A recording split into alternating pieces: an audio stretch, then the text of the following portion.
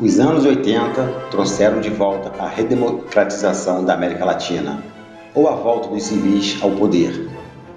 Na realidade, foram os militares que saíram de cena porque o seu nacionalismo impedia e ia de encontro aos interesses das multinacionais que tinham os Estados Unidos como seu porta-voz. Era necessário para as grandes corporações multinacionais e para os governos dos Estados Unidos e seus seguidores que os países da América Latina se tornassem mais flexíveis e alinhados com os interesses da maioria das economias do planeta.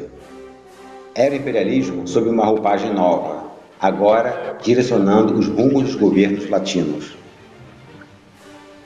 Logo começaram as campanhas de anistia, dos direitos humanos e da liberdade de mercado. Ao mesmo tempo que combatia a União Soviética, os chamados países socialistas, o Papa João Paulo II, Ronald Reagan e Margaret Thatcher traçavam uma linha bem definida na política externa dos países latinos, tornarem-se neoliberais. Mas, para isso, as ditaduras precisavam acabar. E assim foi.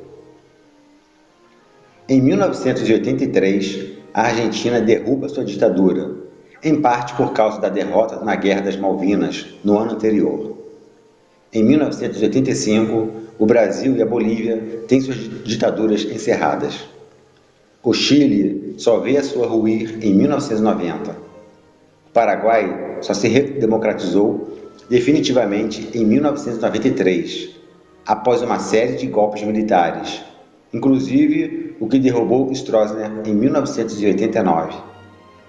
Todos esses países saíram das ditaduras para entrarem no neoliberalismo inaugurado pelo Chile nos anos 70.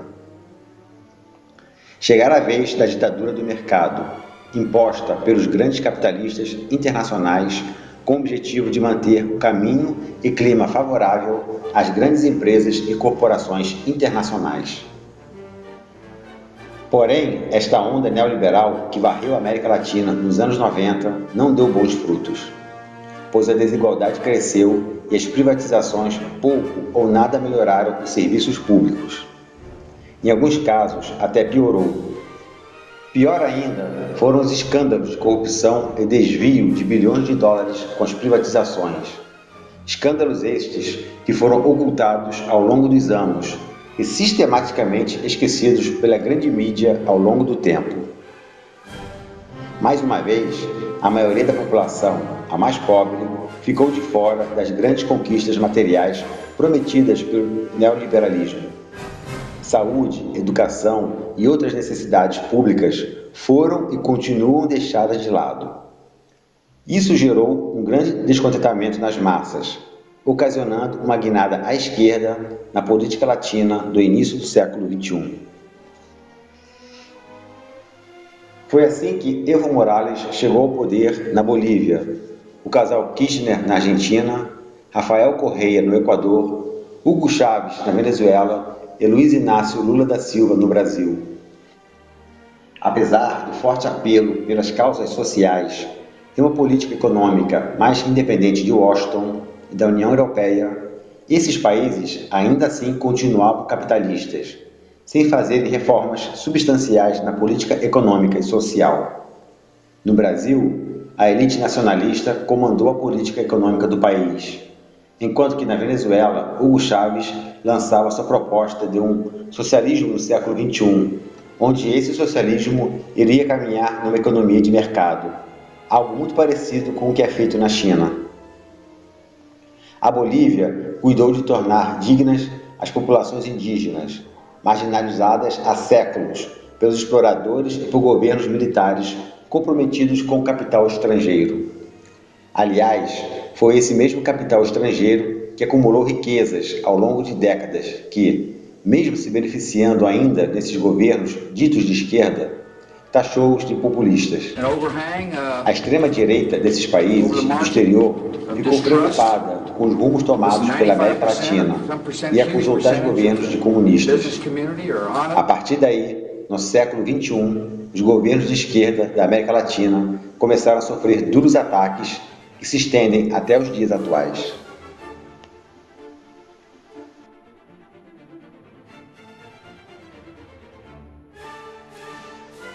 Novembro de 1989.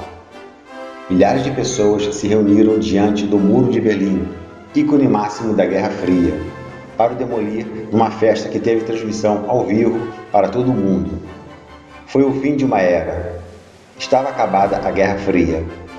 O leste europeu se livrava de seus líderes totalitários. Havia chegado a mudança. Começara o desmonte do socialismo, segundo a visão da imprensa burguesa. O povo almejava a democracia, diziam os analistas burgueses. Mas a verdadeira história era outra. Foi o fim da burocracia e sua tese de socialismo num só país, levando junto os regimes totalitários. Daí a alegria da população desses países. O principal país que inaugurou a Revolução Socialista, a Rússia, havia saído do caminho socialista já na década de 30, com a chegada de Stalin ao poder. Na verdade, a morte de muitos revolucionários nas duas guerras, tanto na Primeira Guerra Mundial quanto na contra-revolução da burguesia na década de 20, fizeram com que Stalin e seus burocratas chegassem ao poder e mudassem em direção do socialismo na União Soviética. Stalin acabou com a Terceira Internacional Socialista a pedido de Churchill, criou a tese do socialismo num só país, matou e executou seus inimigos e discordantes, e ainda criou o culto à sua personalidade. Isso tudo levou a União Soviética para um totalitarismo que teve um final esperado. Surge o imperialismo soviético. Estava aberto o caminho para a restauração do capitalismo na União Soviética. Trotsky foi opositor de Stalin e previu em seu livro A Revolução Traída que tais medidas adotadas por Stalin iriam fatalmente levar a União Soviética de volta ao capitalismo. A União Soviética, em 20 anos, acabou com o analfabetismo, a falta de moradia, a fome e o desemprego, bastando para isso expropriar a burguesia, que nada mais é do que um parasita social, pois para ela existir, com seus privilégios, precisa tirar dos outros a riqueza. Trotsky defendia também que a Revolução Socialista precisava continuar sempre, pois não podia ficar parado diante dos ataques da burguesia, e também não era possível somente um país ser socialista, era preciso haver outros. Mas Stalin não aceitava ser questionado e mandou assassinar Trotsky, o que aconteceu no México em 1940. A União Soviética e os países do leste europeu viram suas economias declinarem e acabaram se voltando para os países capitalistas, em busca de empréstimos e tecnologias que arruinaram mais ainda suas economias. Para piorar as coisas, os Estados Unidos, em sua corrida armamentista, fez com que a União Soviética gastasse todas as suas economias com armamento, fazendo com que sua economia entrasse em colapso no final da década de 80. A União Soviética havia se tornado mais poderosa que os Estados Unidos em armamento, mas isso custou sua economia. Gorbachev, líder da União Soviética até então, tentou modernizar o país, tentando imitar o capitalismo, mas esta abertura econômica e de suas fronteiras só fez com que a União Soviética e o leste europeu desmoronassem mais rápido. Foi a restauração do capitalismo nesses países. Em 1991, a União Soviética se desintegra, mesmo tendo um golpe militar tentando impedir. O povo havia se rebelado com o modelo stalinista, que o levou tão longe do socialismo original que acabou voltando para o capitalismo, exatamente como Trotsky previra. E essa restauração trouxe consequências funestas para a Rússia. A volta de doenças, da prostituição, da máfia e de muitos males comuns do capitalismo. A situação é tão ruim hoje que um relatório de cientistas da Unesco concluiu que a Rússia está fadada a desaparecer nos próximos 150 anos, trazendo consequências funestas para o mundo. On the one hand, there's the question of what kind of a society the Soviet Union is, and I think I doubt if either of us would disagree in any serious way with what Marshall just said. You know, it's a highly repressive society which has a kind of social contract that puts a floor under certain kinds of suffering. Okay, that's the kind of society it is. Separate question is what kind of a threat it poses. Those are very entirely separate questions. I mean, you could have the most brutal, murderous society internally, which just wouldn't happen to be a threat outside. You could have the freest.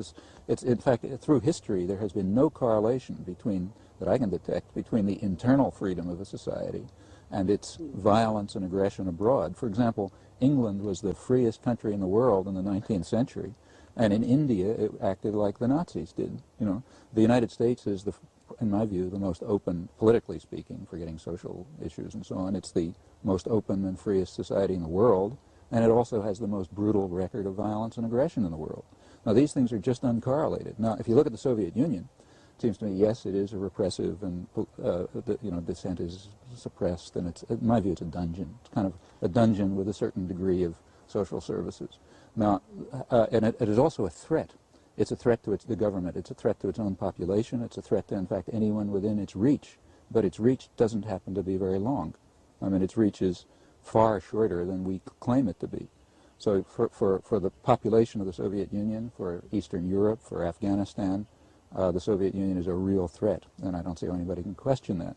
On the other hand, the United States has created the image of a Soviet threat just for the same reason that they create an image of an American threat as a way for us to justify intervention and aggression in our own domains. And in fact, if you look over the history of the Cold War, I think this is transparent. Take any incident of the Cold War, you know, from the American intervention in Greece in 1947 up to today in Nicaragua, and you will find that every single time a Soviet threat has been created and usually fabricated to justify American intervention. And incidentally, they play precisely the same game. I think many people believe you can't trust the Russians. They never abide by treaties. They never keep their promises. They're really not a nation like other nations. They're not part of the community of nations. They're a How about trying this? The Russians don't keep their promises because they are a nation like other nations. In fact, the fact is anyone who believes the promises of any nation state is out of their minds or just doesn't know anything about history, and that includes us and every other one. I think so. I mean, you know, states follow their promises if it's in their interest to do so, and the point is to try to create a system of shared interest which will bring about a certain degree of observance to international agreements. The Russians, in their international behavior, behave very much like any other power, including us. I mean, every power, great or small, tries to extend the influence of the extent of its degree to coerce and control and penetrate markets and so on and so forth, get resources. We happen to be the world's most powerful force. In the early post-war period, we were overwhelmingly the world's most powerful force, and therefore the United States did, in fact, we can easily document this both in the documentary record and the historical record, the United States did, in fact, set forth on a policy of global domination. And it succeeded to a surprising extent. Since that period, and the Russians did so also in their much smaller sphere. Every society perceives itself, or tries to make its public perceive itself as benevolent. I mean, the British were carrying the white man's burden, and the French had a civilizing mission, and the Russians are doing their internationalist duty when they invade Afghanistan, and the United States is preserving democracy. And all of this, I mean, we are as much interested in democracy as the Russians are interested in socialism. In fact, we, you know, over and over again have overthrown democratic regimes if they didn't do the kind of thing we wanted them to do. I mean, study after study has revealed the obvious, namely that American support and aid correlates essentially with the improvement of the investment climate. If a country is willing to open itself to our penetration and control our access to resources, allow our corporations to repatriate profits and so on, we will support them. Doesn't matter what kind of regime they have. The United States is opposed, naturally, to any attempt on the part of any society to use its resources for its own purposes, instead of to integrate itself into what we call an open world system, which means a system that's open to American economic penetration and political control. If any society deviates from that, whether it's capitalist, fascist, communist, democratic or whatever, the United States will be opposed to it. Actually, there are two, as far as I can see, there are two forces in the world that are attempting to carry out the, in my view, quite ludicrous attempt to identify the Soviet Union with communism. One is the Soviet leadership itself, which is trying to exploit the positive image of the egalitarian communist tradition for their own benefit.